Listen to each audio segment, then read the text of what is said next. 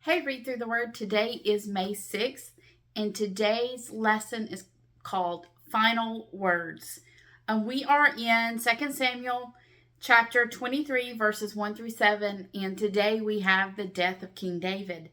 And what I'm looking at are 2 Samuel 23, verses 1 through 7, which it says, "These are the last words of David. David, the son of Jesse, speaks. David, the man who was raised up so high. David, the man anointed by God, the God of Jacob. David, the sweet psalmist of Israel. The Spirit of the Lord speaks through me. His words are upon my tongue. The God of Israel spoke. The rock of Israel said to me, the one who rules righteously, who rules in the fear of God, is like the light of morning at sunrise, like morning without clouds, like the gleaming of the sun on new grass after rain. Is it not my family God has chosen? Yes, he has made an everlasting covenant with me. His agreement is arranged and guaranteed in every detail. He will ensure my safety and success. But the godless are like thorns to be thrown away, for they tear the hand that touches them. One must use iron tools to chop them down. They'll be totally consumed by fire." All right.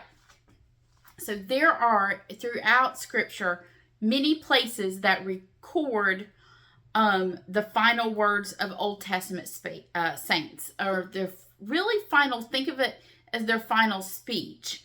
They might not have been the exact last words, final words spoken by the person, but the final words of importance. So their last speech. Always think with Moses, you're talking the whole book of Deuteronomy, as his final words. So if, much like I think about 2 Timothy, 2 Timothy or Paul's final fight, the last thing, I know I'm dying, I know my day's coming.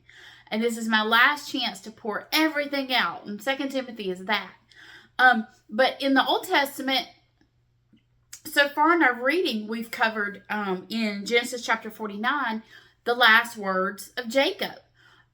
They weren't his last ones like before he takes his final breath, but his last blessing and the prophecies over his sons. And then in Joshua chapter 24, Joshua's challenge to the people to follow the Lord no matter what. And in 1 Samuel chapter 12, you see Samuel's last words. So we see this final word, but in today's text, it records the final words of David, but then in our reading, we still see, like right below it in 1 Kings 2, 10 through 12, you see the actual death of David.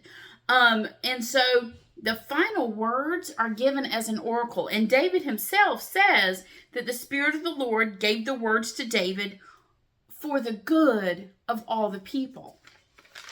And so, what is this David's last things he has to say? Now, this is what he has to say to the people. He did have some final words with Solomon, and I do believe in the last few years I've spoken about that because it's some harsh things with David and Solomon. I'm about to die, so when I die, can you go kill all these people I should have killed?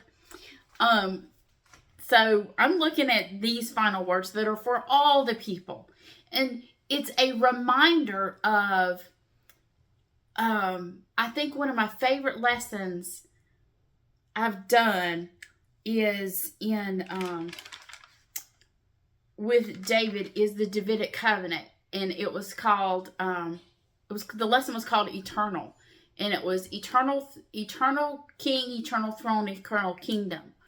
And this is that same reinforcing this idea, I think, as we continue to go through, because when we're looking, excuse me, at the kingdom of Israel, there's a small little section between David and Solomon building the temple.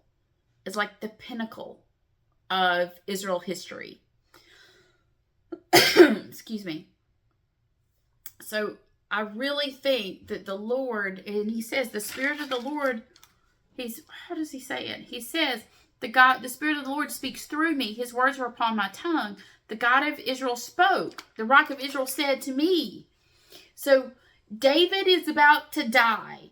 And his last final thing to say to the people, because God has put the words in his mouth and given him what to say, because God knows what's about to happen with Solomon.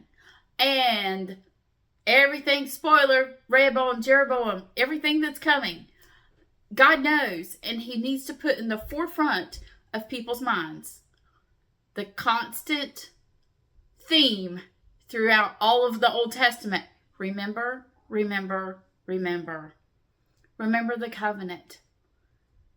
The prophetic words look forward to this. God has made a promise. This isn't the end. This is not the end. There is an eternal king, an eternal kingdom. I'm about to die. Do not lose hope. There is coming a king who will reign forever, and a kingdom that will never end. Because with all of the things that go wrong with David, as we've watched his fourfold consequences hit his life over the sin of what he did to Bathsheba, and his calling out fourfold vengeance upon that, and it falling on his own house through his own children. We've watched it play out, and we're going to see what happens. That of a king, that there was so much hope there, but he's still a sinner. But there's coming a king that will rule in justice. I mean, David looked out for himself. We're going to watch Solomon walk in wisdom, but then he's going to get caught up in worldly pursuits. And we're going to watch a kingdom that will bring death after death after death, as we watch kingdoms fall and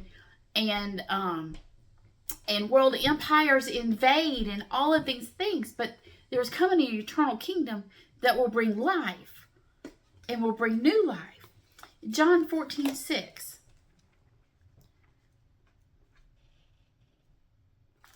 says, of course y'all have this memorized, but I am, and Jesus said to him, I am the way and the truth and the life.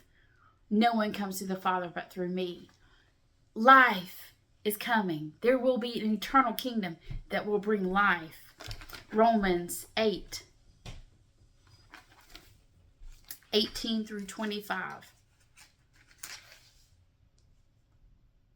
For I consider that the sufferings of this present time are not worthy to be compared with the glory that is to be revealed to us. For the anxious longing of creation waits eagerly for the revealing of the sons of God. For the creation was subjected to futility, not willingly, but because of him who had subjected it in hope that the creation itself would also be set free from slavery to corruption to the freedom of the glory of the children of God. For we know that the whole creation groans and suffers the pain of childbirth together until now. And not only this, but also we ourselves, having been the first fruits of the Spirit, even we ourselves groan within ourselves, waiting eagerly for our adoption as sons, the redemption of our body. For in hope we've been saved, but hope that is seen is not hope. For who hopes for what he has already sees? But if we hope for what we do not see, with perseverance we wait eagerly for it. So David's words are urging people to keep focus on the covenant of an eternal king and an eternal kingdom. That when everything looks bad in this kingdom, keep your eyes on what God has promised, because he will not fail. Because that eternal kingdom will bring life to this world. And I'm so glad to be on this side where I've seen that eternal king and I am a part of his eternal kingdom. So we'll see you next time on Read Through the Word.